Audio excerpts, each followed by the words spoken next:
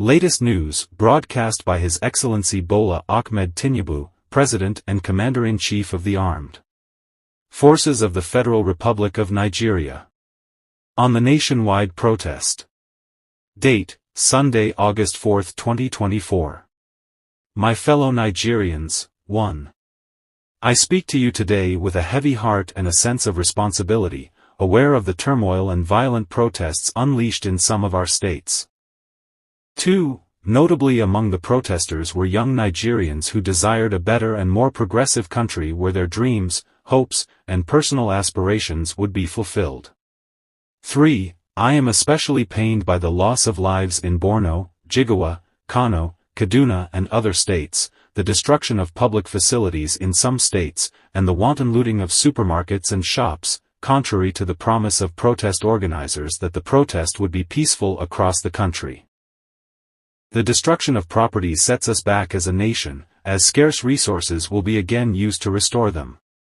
4. I commiserate with the families and relations of those who have died in the protests. We must stop further bloodshed, violence and destruction. 5. As President of this country, I must ensure public order.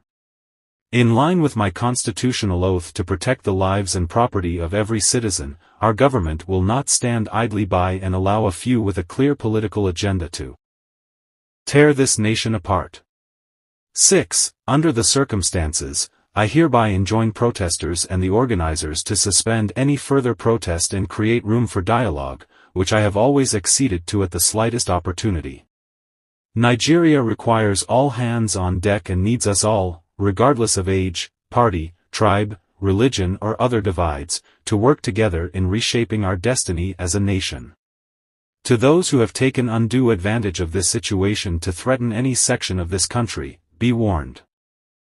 The law will catch up with you. There is no place for ethnic bigotry or such threats in the Nigeria we seek to build. 7. Our democracy progresses when the constitutional rights of every Nigerian are respected and protected. Our law enforcement agencies should continue to ensure the full protection of lives and properties of innocent citizens in a responsible manner. 8. My vision for our country is one of a just and prosperous nation, where each person may enjoy the peace, freedom, and meaningful livelihood that only democratic good governance can provide, one that is open, transparent and accountable to the Nigerian people. 9. For decades, our economy has remained anemic and taken a dip because of many misalignments that have stunted our growth.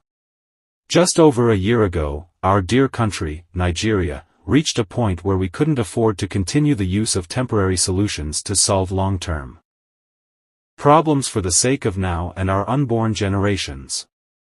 I therefore took the painful yet necessary decision to remove fuel subsidies and abolish multiple foreign exchange systems which had constituted a noose around the economic jugular of our nation and impeded our economic development and progress. 10. These actions blocked the greed and the profits that smugglers and rent-seekers made countries to the detriment of our people, rendering our economy prostrate. These decisions I made were necessary if we must reverse the decades of economic mismanagement that didn't serve us well. Yes, I agree, the buck stops on my table. But I can assure you that I am focused fully on delivering the governance to the people, good governance for that matter.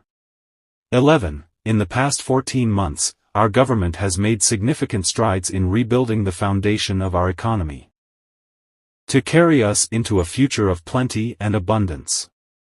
On the fiscal side, aggregate government revenues have more than doubled, hitting over 9.1 trillion naira in the first half of 2024 compared to the first half of 2023 due to our efforts at blocking leakages, introducing automation, and mobilizing funding creatively without additional burden on the people. Productivity is gradually increasing in the non-oil sector, reaching new levels and taking advantage of the opportunities in the current economic ambience. 12. My dear brothers and sisters, we have come this far. Coming from a place where our country spent 97% of all our revenue on debt service, we have been able to reduce that to 68% in the last 13 months. We have also cleared legitimate outstanding foreign exchange obligations of about $5 billion without any adverse impact on our programs. 13. This has given us more financial freedom and the room to spend more money on you, our citizens, to fund essential social services like education and healthcare. It has also led to our state and local governments receiving the highest allocations ever in our country's history from the Federation account. 14. We have also embarked on major infrastructure projects across the country. We are working to complete inherited projects critical to our economic prosperity, including roads, bridges, railways, power, and oil and gas developments.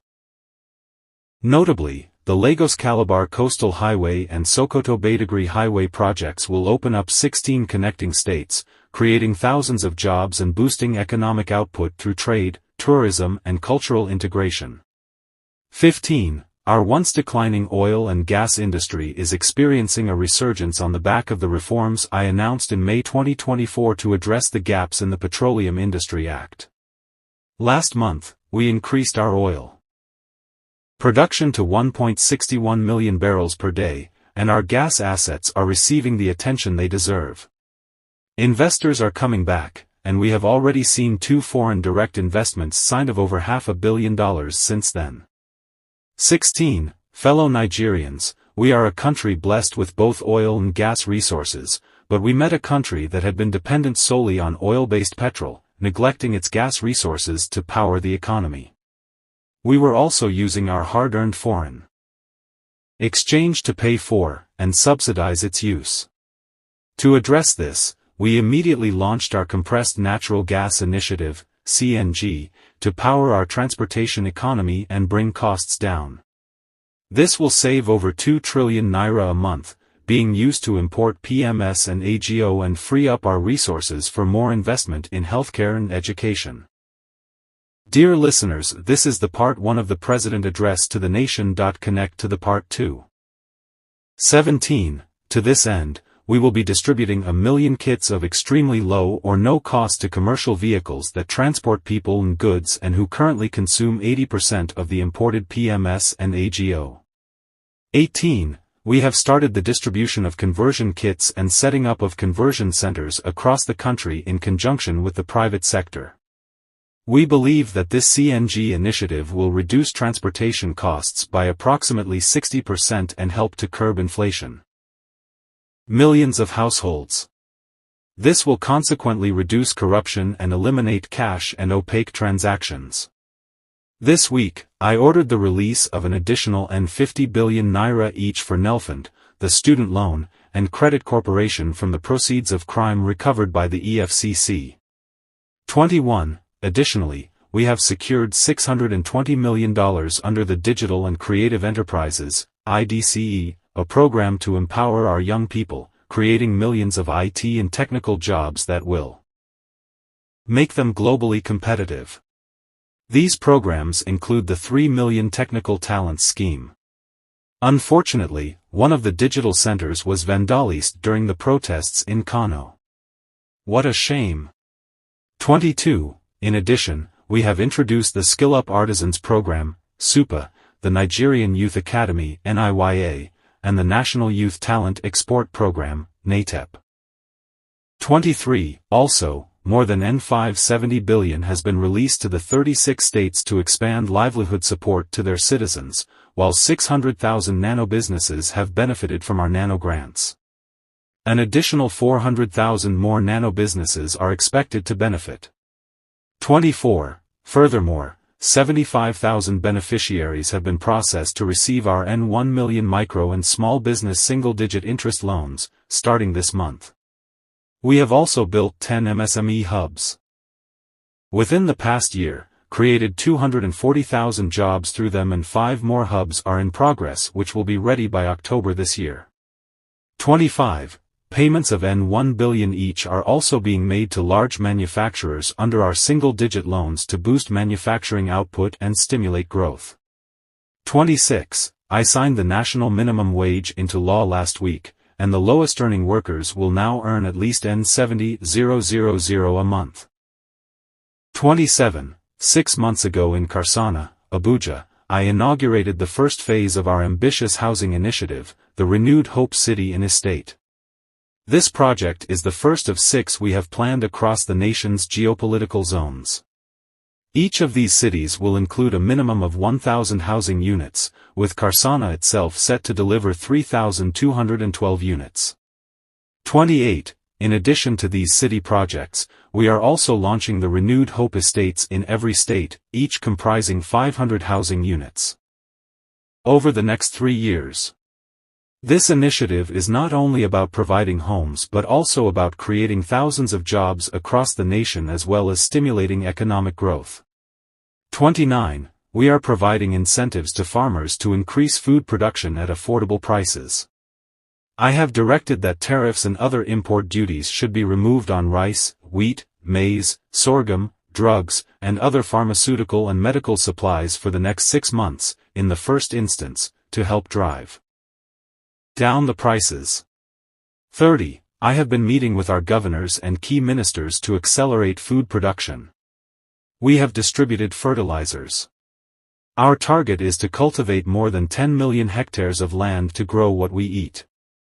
The federal government will provide all necessary incentives for this initiative, whilst the states provide the land, which will put millions of our people to work and further increase food production. In the past few months, we have also ordered mechanized farming equipment such as tractors and planters, worth billions of naira from the United States, Belarus, and Brazil. I can confirm to you that the equipment is on the way. 31. My dear Nigerians, especially our youth, I have heard you loud and clear. I understand the pain and frustration that drive these protests, and I want to assure you that our government is committed to listening and addressing the concerns of our citizens. 32. But we must not let violence and destruction tear our nation apart. We must work together to build a brighter future, where every Nigerian can live with dignity and prosperity. 33. The task before us is a collective one, and I am leading the charge as your president. A lot of work has gone into stabilizing our economy, and I must stay focused on ensuring that the benefits reach every single Nigerian as promised. 34. My administration is working very hard to improve and expand our national infrastructure and create more opportunities for our young people. 35. Let nobody misinform and miseducate you about your country or tell you that your government does not care about you. Although there have been many dashed hopes in the past, we are in a new era of renewed hope. We are working hard for you, and the results will soon be visible and concrete for everyone to see, feel, and enjoy. 36. Let us work together to build a brighter future for ourselves and for generations to come. Let us choose hope over fear, unity over division, and progress over stagnation. The economy is recovering, please, don't shut out its oxygen. Now that we have been enjoying democratic governance for 25 years, do not let the enemies of democracy use you to promote an unconstitutional agenda that will set us back on our democratic journey. Forward ever, backward never. 37. In conclusion, security operatives should continue to maintain peace, law, and order in our country following the necessary conventions on human rights, to which Nigeria is a signatory. The safety and security of all Nigerians are paramount. 38. Thank God, and thank you for your attention, and may God continue to bless our great nation. Thank you very much. Stay tuned to timely infos, subscribe, like, and drop your comments.